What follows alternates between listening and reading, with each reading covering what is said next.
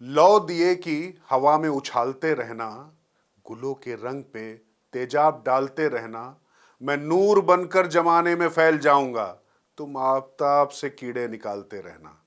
ये शेर याद आया आपको?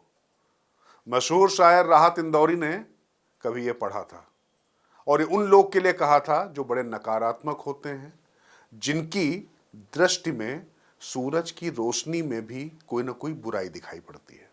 आफताब यानी सूरज। और ये बात मैं क्यों कह रहा हूं? दरअसल आज पाकिस्तान जो भुखमरी के कगार पर पहुंच रहा है, विदेशी फंड पर पल रहा है, वो कश्मीरी एकजुटता दिवस मना रहा है।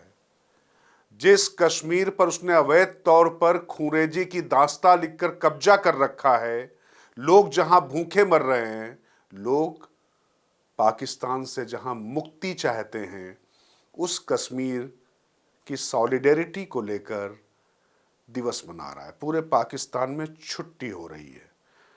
उनका सपना यह है कि वो भारत के अंदर जो भारत का मुकुट सिरमौर कश्मीर है उसको भी मिला लेंगे। वो तो धूल धूसरित हो चुका है। 370 और 35 से हटने के बाद जम्मू कश्मीर में जिस तरीके से विकास की धारा बह रही है और जो उम्मीदों का आफताब यानी जो सूरज निकला है, उसकी तपिश में एक अलग किस्म की विकास की गति दिखाई पड़ रही है, एक अलग रोशनी हो रही है। वहाँ पर वंदे भारत चल रही है, नए अस्पताल खोले जा रहे हैं, एम्स तक वहाँ जा रहा है, शिक्षण संस्थान जा रहे हैं। जिन युवाओं के हाथ में पत्थर होता था उसमें लैपटॉप और कलम आ रही है। जो कहा था कभी हमारे पूर्व प्रधानमंत्री अटल बिहारी वाजपेयी ने कि जमहूरियत, इंसानियत और कश्मीरियत अपने बिल्कुल प्रकट रूप में सामने आ रही है। उस कश्मीर को मिला लेने का सपना वो अंधेरे देख रहे हैं, जहां पर अपने लोगों को खिलाने को उनके पास कुछ नहीं है।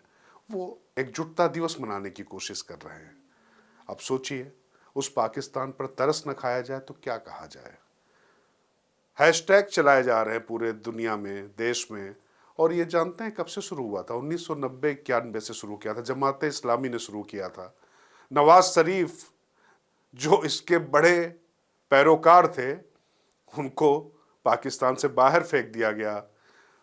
पाकिस्तान अपने आप में एकजुट रहने की उसमें खुद कुव्वत नहीं है और जिसको वो आज़ाद कश्मीर कहता है, वहाँ के कश्मीरी वाकई आज़ाद होकर भारत में मिलने को आतुर हैं।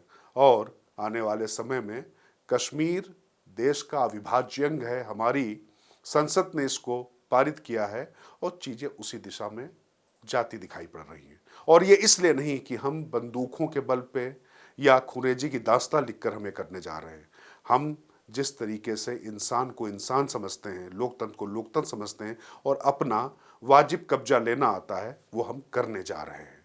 और सीमा के उस पार जो कब्जे में पाकिस्तान के चंगुल में कसमसा रहे कश्मीरी हैं, वो इस कश्मीर में मिलने को बेताब इसलिए हो रहे हैं क्योंकि उनको दिखाई पड़ रहा है किस तरीके से जीवन यहाँ पर पनप रहा है, उनके बच्चे किस तरीके से आगे बढ़ रहे हैं और वो वहाँ भुखमरी और आतंकवाद के शिकंजे में कैसे अपना दम घोंटते जा रहे हैं।